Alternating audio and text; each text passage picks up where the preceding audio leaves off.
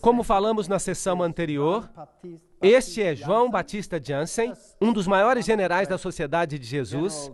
Ele foi seu líder de 1956 a 64, e ele dirigiu a Ordem de Malta, a loja maçônica Shriners, a Ordem dos Illuminati, os Cavaleiros de Colombo, a Ku Klux Klan e todas as sociedades secretas que estão sob o domínio dos jesuítas.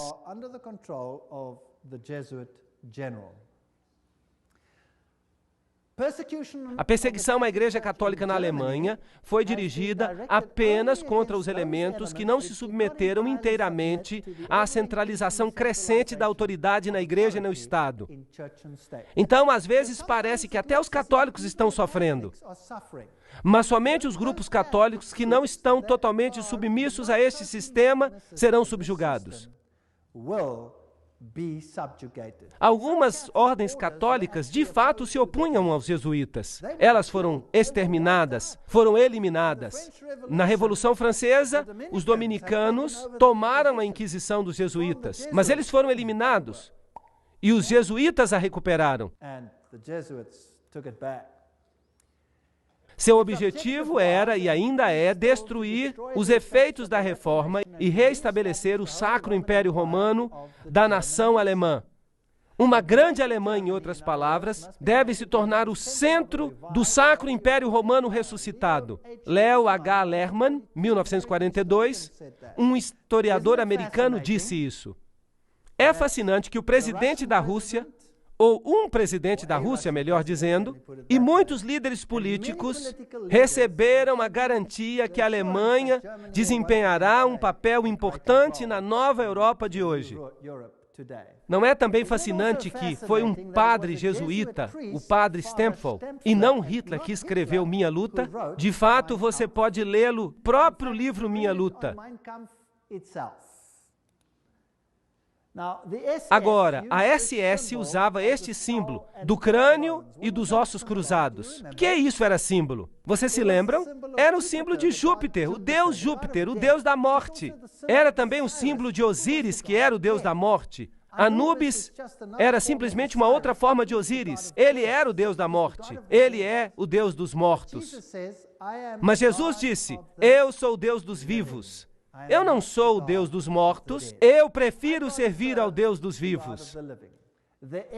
A SS foi organizada por Himmler, de acordo com os princípios da Ordem dos Jesuítas. Os serviços e exercícios espirituais prescritos por Inácio de Loyola constituíram um modelo que Himmler tentou cuidadosamente copiar. A obediência absoluta era a regra suprema. Toda a ordem tinha que ser executada sem hesitação. Cada comentário que eu estou lendo vem de uma fonte confiável. De novo, naquele ótimo livro, Grande Conflito, nós lemos sobre os jesuítas. Por toda a cristandade, o protestantismo foi ameaçado por inimigos formidáveis. Os primeiros triunfos da reforma no passado fizeram com que Roma reunisse novas forças, na esperança de realizar a sua destruição. Nessa época, a Ordem dos Jesuítas foi criada. Notem o que esta citação está dizendo. O poder mais cruel e inescrupuloso de todos os campeões do Papa. Eles se separam de todo o laço terrestre, de todo o interesse humano,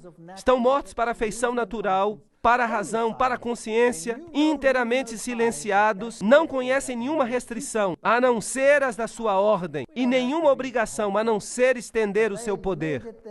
Nós não precisamos ler a citação toda. Percebemos que o que eles queriam era destruir o protestantismo. A Ordem dos Jesuítas, portanto, representa a corporificação de um sistema que busca domínio político e temporal. E sobre o mundo inteiro. Você pode me dizer, a China não se sujeitará. Bem, nós já lemos uma citação pelo general jesuíta em que ele disse que ele controla a China. Quem controla o comunismo? Os jesuítas o criaram e, portanto, eles o controlam. Eles praticaram isso na América do Sul. Eles praticaram e o instituíram ali. Muito interessante. Este é o Conde von Hohenbrüch. Em 1911, um nobre alemão e ex-jesuíta que diz essa mesma coisa. Qual é o objetivo, então, dos jesuítas? De acordo com eles, eles só buscam a maior glória de Deus. Mas se você fizer um exame, você vai descobrir que o seu objetivo é o domínio mundial. São eles que dominam o mundo. Uma citação após a outra. Além disso, o Papa tem milhares de agentes secretos no mundo inteiro. Eles incluem os jesuítas e os Cavaleiros de Colombo, os Cavaleiros de Malta, Opus Dei e outros. O Serviço Secreto do Vaticano e seus agentes de campo não ficam em segundo lugar para ninguém. Mesmo Dave Hunt, o historiador batista americano, diz isso. Então vamos dar uma olhada em algumas dessas instituições. Vamos começar pela maçonaria. O livro The Grand Design Exposed diz: a verdade é, os jesuítas de Roma aperfeiçoaram a maçonaria para que ela se tornasse a mais eficiente e magnífica ferramenta, realizando seus propósitos entre os protestantes. Agora, certamente os membros da maçonaria devem eles mesmos estar enganados. Se eles vissem isso, eles não fariam isso, certo? Bem, de fato, a ordem está sendo usada e eles mesmos estão sendo enganados. E só nos altos escalões da hierarquia da ordem, os escolhidos é que sabem. E eles são controlados pelos jesuítas de Roma. Muito esperto, para obrigar o protestantismo a fazer o que você não pode fazer abertamente, porque o próprio protestantismo disse que você é o anticristo. Então, tudo isso é interessante.